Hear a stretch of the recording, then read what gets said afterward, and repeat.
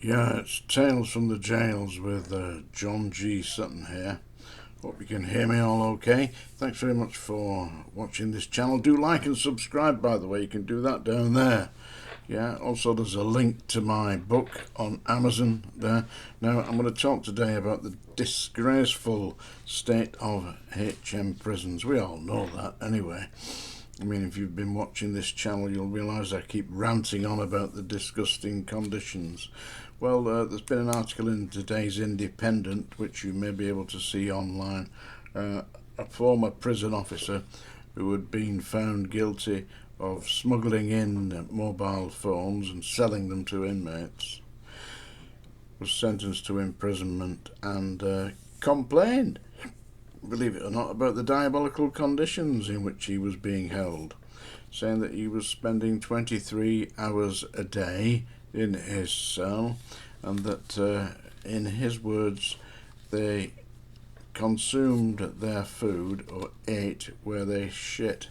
In other words, the toilets, there was only one toilet in the cell, and apparently he said his cell was 12 foot by 6 foot and there were two people in there, and the toilet was right in the middle of at the back, on the back wall, and that's where they said there wasn't even a chair to sit at the table because the two beds took all the room up, which they would. Yeah, I mean, if it's only 6 foot wide, but I imagine it would be 8 foot, but there's still not enough room. So anyway, basically he was complaining that they were having to defecate in the same room that they consumed the food. Now, the year is 2023. If we go back in time a little bit, let's say, I don't know, how about 1923? Yeah, we weren't holding prisoners in conditions like this. Prisoners were being held one to a cell, and they were, in the event that they needed to use, they were out of the cell most of the time because they were working, because that was the era of what we called hard labour. So people could be sentenced to hard labour, where they would be working from the first thing in the morning till the last thing at night. Meaningless, pointless tasks, by the way. Turning a crank, walking a treadmill, picking up, breaking rocks, picking hemp, you name it, they were doing that. Did that same kind of thing in the military when I was there. It wasn't 1923, by the way. It was 1968, 69 that I was doing it. I was the provost corporal over there. But the punishment in the army was we had a massive grade. It must have been about 20 ton of gravel. And the punishment detail was I would take a group of inmates from the regimental prison with shovels and wheelbarrows, and over a period of time we would move this 20 ton of gravel from one corner of the regiment, the area, you know, and dump it at the other and form it into an exact pyramid. And then we'd get the guard commander to come out and inspect it, and then we'd move it back to the other side of the prison, the other side of the regiment, yeah? And all the time I'd be shouting at the inmates, but I just tell them I wasn't cruel. I didn't believe in that. I believed, you know, there but for fortune, go you or I. And these were just young soldiers, and they'd done something and nothing, maybe late on parade or saying something inappropriate to an officer or an NCO, and they'd been stuck up before the colonel and given 7 days detention in the glass house. But if it was done wrong, I mean, you could seriously damage these young men. So I used to say to them, listen, during the day I'll shout at you, I'll be the bad bastard. I said, and at night when we're finished, so we'll have a cup of tea and I'll sing you a song. The poor bastards got punished in the day. They got to listen to me singing George Formby songs to them at night. But at least, you know, I was trying to let them see that this was just a very short period of their life, and that they would very quickly be looking back at this and thinking, what a bloody joke that was. Which it was. But I mean, nowadays the prison conditions are so diabolical, and the justice system, the criminal justice system, is breaking down. They've got, I believe, 57,000 cases awaiting trial, and 18,000 adult men and women held on remand in custody, unconvicted, held on remand. 18,000. I now see that the Ministry of Justice is deciding they're going to have to face the facts, that there's only one way on solution to the massive overcrowding in the prison system, and that is to release all prisoners who are in the last 6 months of their sentence.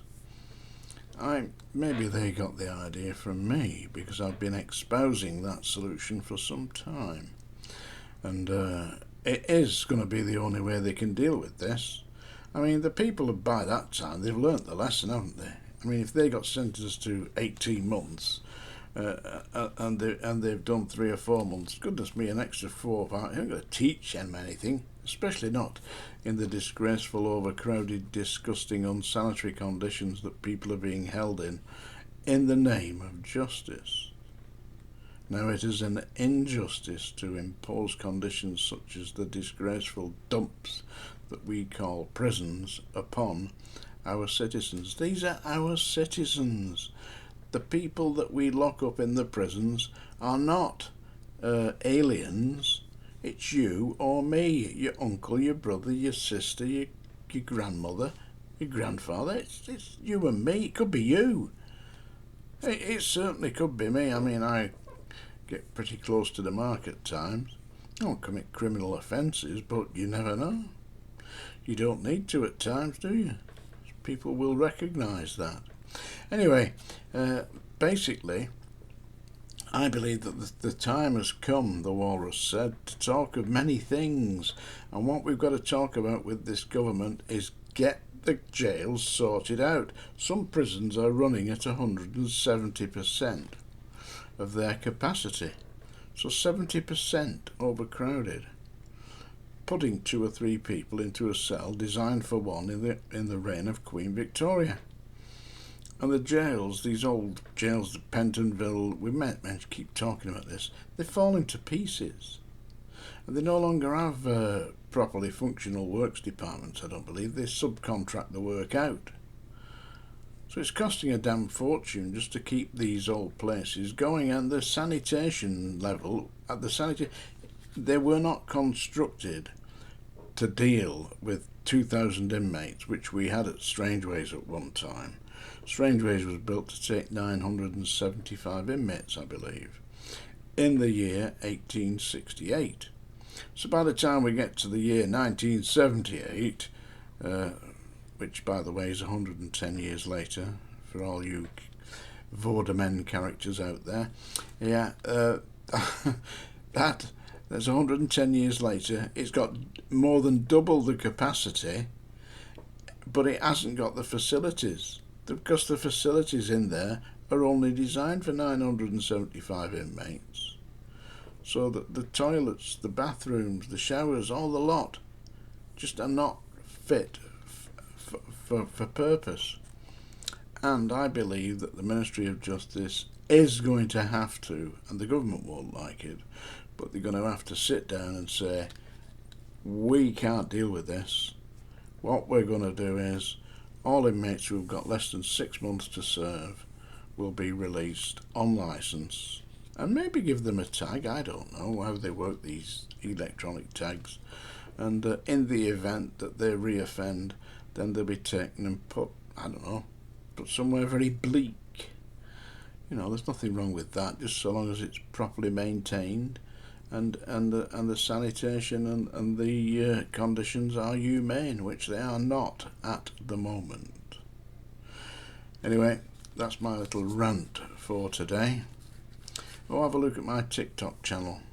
Jailer John. I put some stuff up there. Anyway, I don't know if you saw that the footballer Franny Lee, who played for Manchester City, has passed away. He was a brilliant footballer, a really tough little bastard. Wasn't a giant, but he chased Norman Hunter one day. Anybody who remembers football, Norman Hunter bites your legs. That was he was a character, Franny Lee, from Manchester City. He was a businessman from Bolton, actually. He owned a big factory and a big company in Bolton. Very accomplished, determined gentleman. Rest in peace, Franny Lee, and this song is dedicated to Franny Lee. I'm going to sing you now, so I would ring the song dinger, but I've still not found it. It's somewhere under my desk. I'll have a look tomorrow anyway.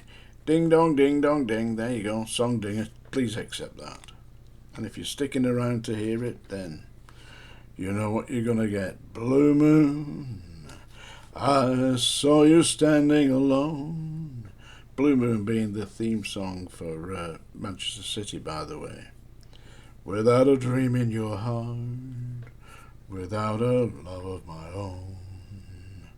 And then suddenly you appeared before me, the only one my heart will ever know. I heard somebody whisper, please adore me. Then I looked, the moon had turned to gold. Blue moon, now I'm no longer alone, without a dream in my heart, without a love of my own. Anyway, Franny Lee, brilliant, very entertaining bloke. Happy days in the next dimension. There is no death. Don't forget, look down below, folks. Like and subscribe.